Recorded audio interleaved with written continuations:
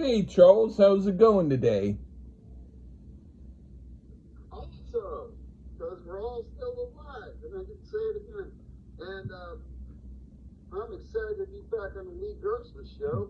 I Right know on. that much. It's been a minute. Yeah, it's It's it's been a it's little been a minute. minute. It's I've been been hectic for me, and yeah, yeah, I've been with stuff. yeah, I've been doing other things and being a little busy, so it wasn't like I didn't want to do episodes. It was more like I was, if you got so much food on the plate, you can only eat what you eat, and then the other plate has to wait for a bit. Kind of like that. Yeah, no, it was right on time because I've been a little busy in my own life. So Yeah. yeah, it worked out fine. But it's great to be back, and on the same sheet of music on this episode here with a band that I recommended, a band I have to admit before you announce them, Lee, I'm not a historian of this group, so don't expect long-winded, dramatic history lessons about the group. You'll probably be happy.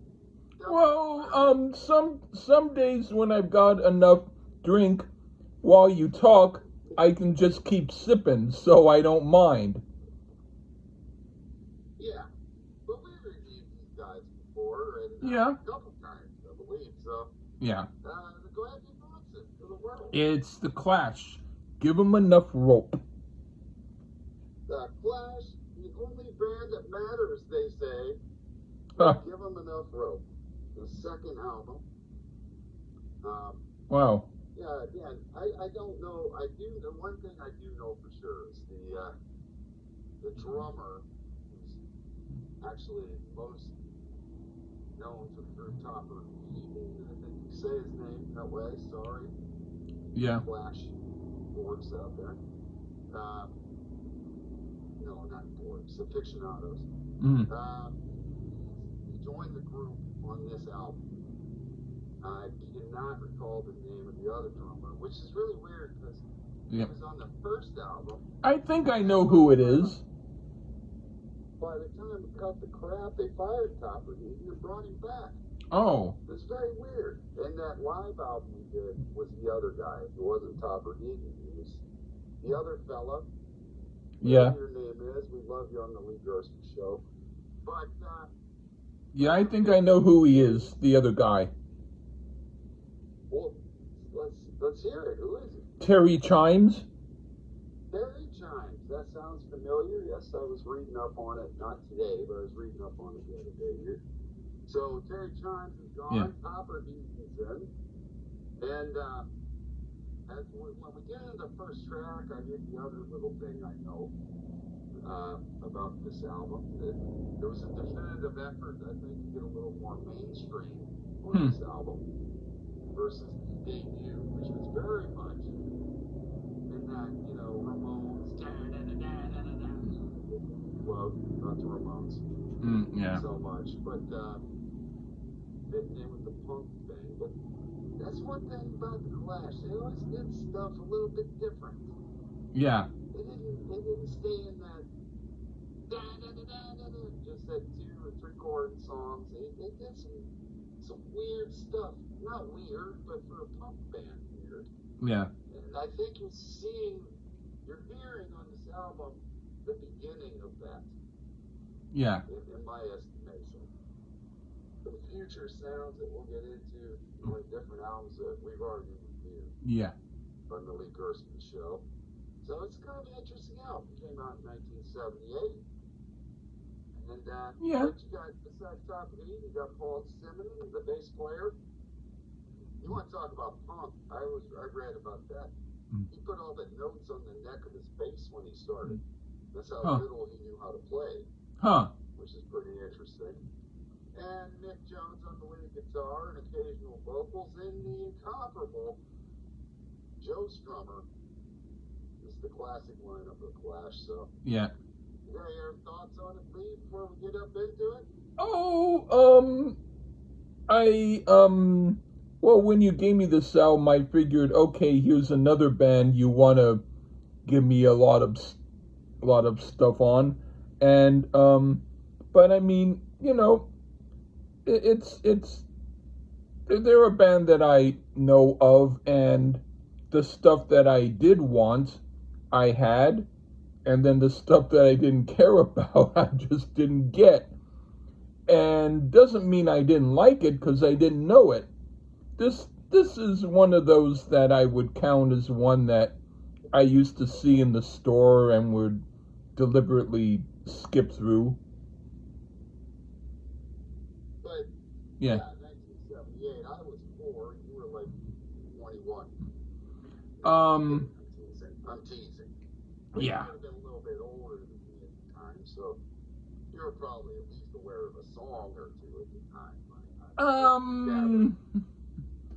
Then maybe, well, a song or two, not on that album, but a song or two. Yeah, there was 2 songs that I knew. And to be fair, about the same. I honestly wasn't. I was more of a Sex Pistols, but you only hear one album over and over again. Yeah. Kind of like branch out eventually. And spoiler alert, folks, I do think there's some sounds here the Sex Pistols could have only dreamt of doing. Even though I still think, Find the Bullets is great. But okay, that's about it. We were both about the same. Flying relatively blind because the Clash is kind of outside of London Calling. For me, it's kind of a playlist type group. I just listen to songs. This is really the first time I heard the album from front to back. So okay. Here we go. All right. So who wants to start first? I'd like to hear your thoughts. Okay, I'll start. The first song is Safe European Home. Okay. It's cool. It's fun. And kind of a sloppy dance type of thing. If it were playing at a party, I could dig it. It's not something I'd purposefully put on for my own listening pleasure, but I can understand why people would like it, and I like it enough. What do you think?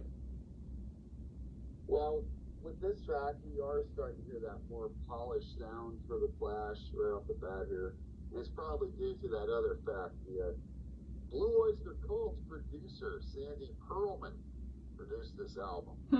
There was definitely an effort to try to bring it a little more into the fold and sell out, if you will.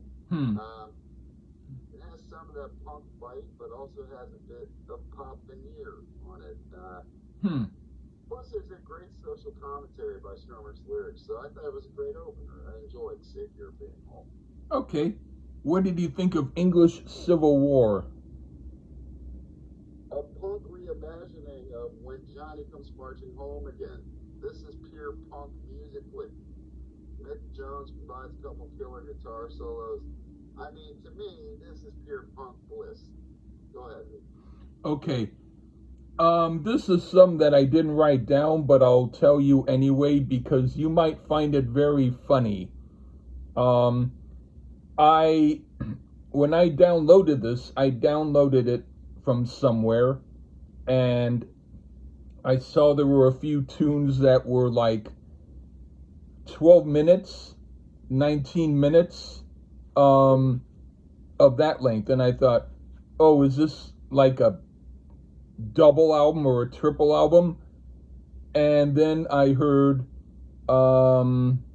this, and it was a little bit long, like 5 minutes, but it was very slow, and the vocals are like, and then I realized that whoever downloaded it slowed it. So then when I saw the real track listing on YouTube, I realized, oh, and I actually really liked the slow version, and I thought that was going to be a really good way of doing it. But then I heard the way they did it, and then my thoughts were a little different. So this is how I thought of how it really sounded. This is more of the same, meaning Safe European Home. Good fun party rock. Perhaps a bit political, but party nonetheless, and I enjoy it. More for a party, not for sitting down to hear it, for me. But I can understand why people would want to hear it. Okay. Now for So you got the but you got the chopped and screwed version of the album. I need to find that. I can definitely send you a link if I need to get that. I Slowed down.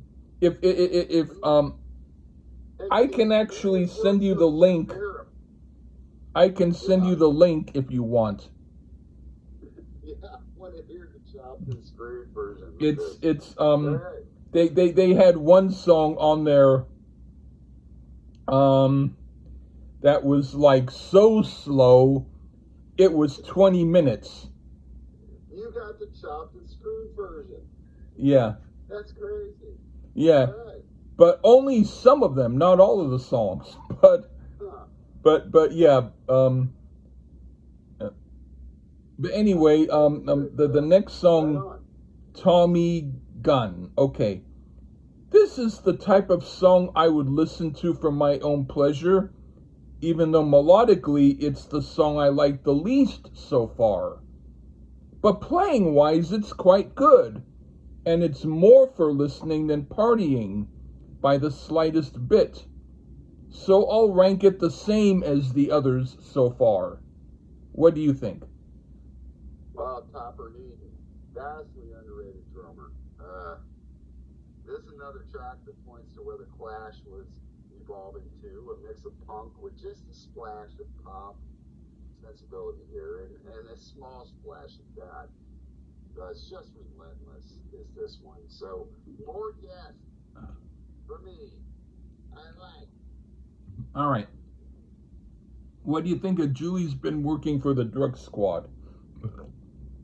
Well, yet again, this is something points and sounds that they would go into on London Calling here. This one is a nice break from the intensity. It's almost like a 50s music hall number here. I mean, that's one of the most interesting things about the Clash for me is that they didn't want to stay in one realm. And it's got a hell of a piano solo on a punk song. I mean, come on. It's fun, and I thought it was an adventurous number. Right on. I put, so far, best song on the album. This one I enjoyed without hesitancy. I listened to this, and I like the song, and I think it's fun, and this is my bag. Okay, now for Last Gang in Town. The same thing I said for the last song could apply to this song as far as me liking it and wanting to hear it on my own. Except the last couple of minutes were lagging and not as interesting, as if the producer told me they needed to tag on 2 more minutes to meet the album length. So they continued playing for 2 minutes while looking at the clock. So it was a very good song until it became an okay song because of that filler last part. What do you think?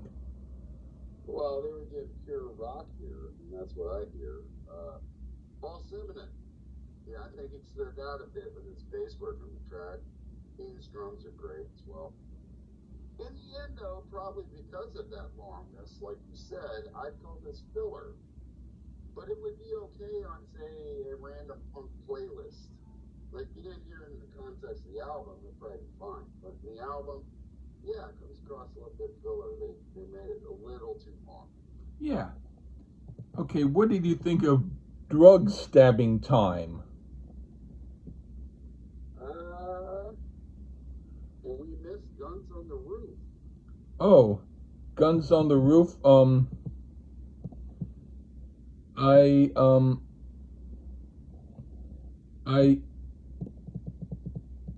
okay. I think Guns on the Roof is a good, cool, rocking song. What do you think?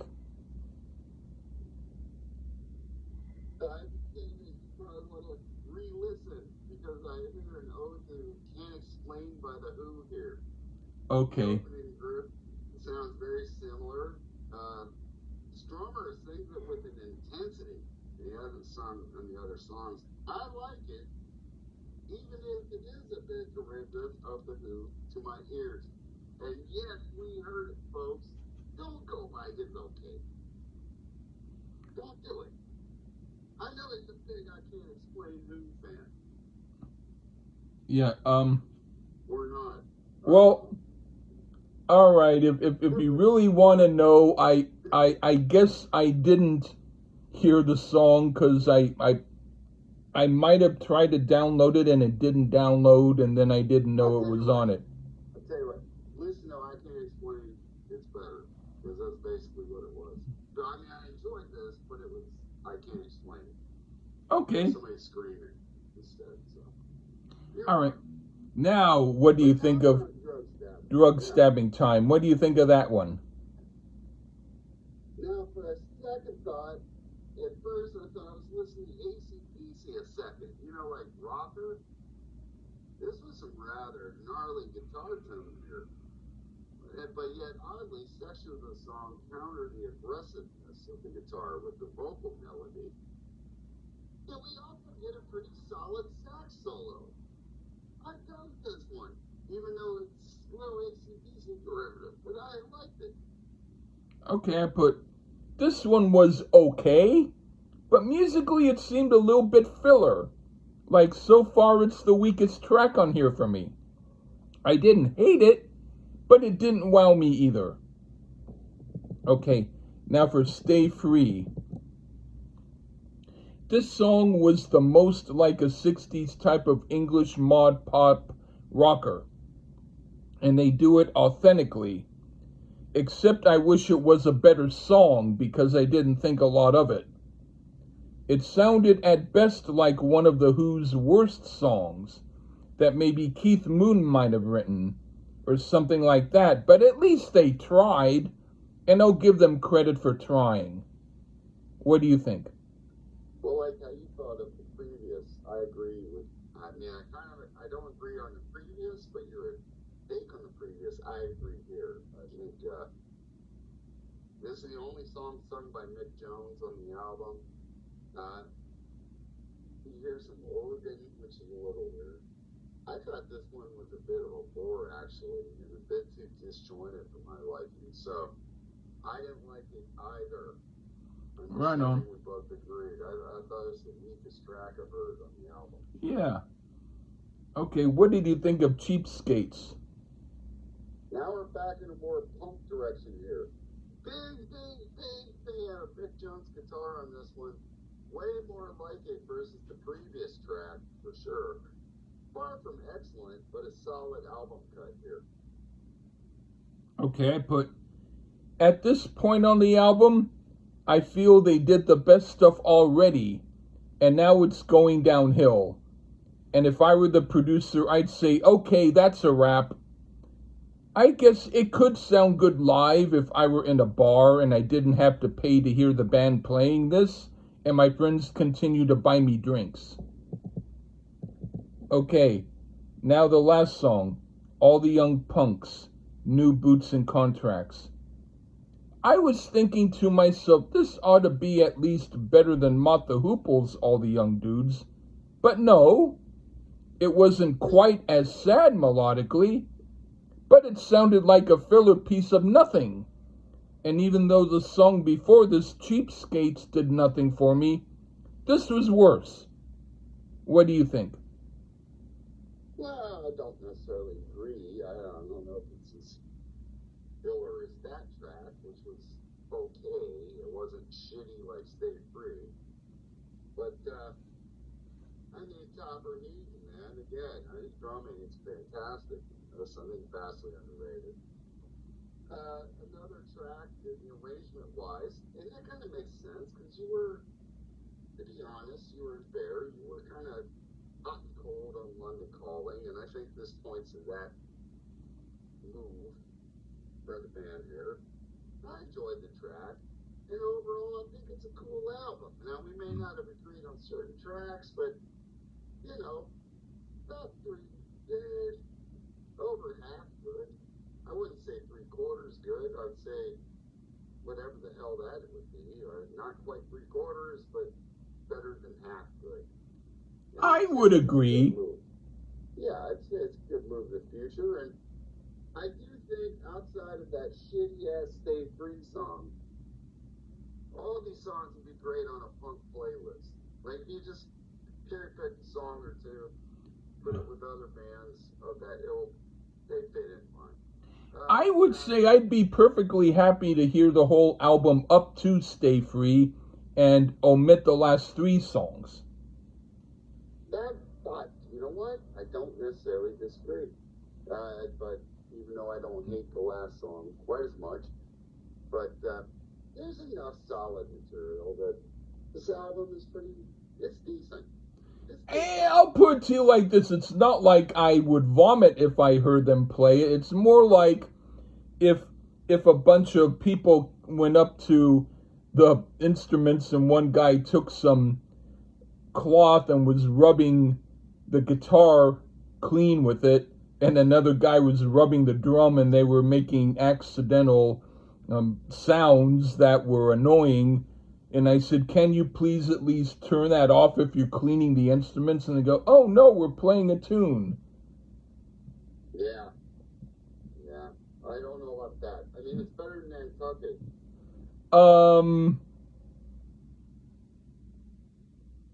I'd rather hear it before Nantucket, but I'm not going to say I'd like it better. But this is a group that I'm less embarrassed about than Nantucket overall. Well, that's a hell of an endorsement for a Rock and Roll Hall of Fame member, much like Cheap Trick. Yes, they still suck, folks. All right, Lee, let's wrap it up. Okay. It's been a fun episode. Okay, it's been a fun episode. Thank you, and I actually enjoyed hearing your opinions this time. So, hey, everybody. Double whammy, yay! Yeah, so take care, everyone. Bye-bye.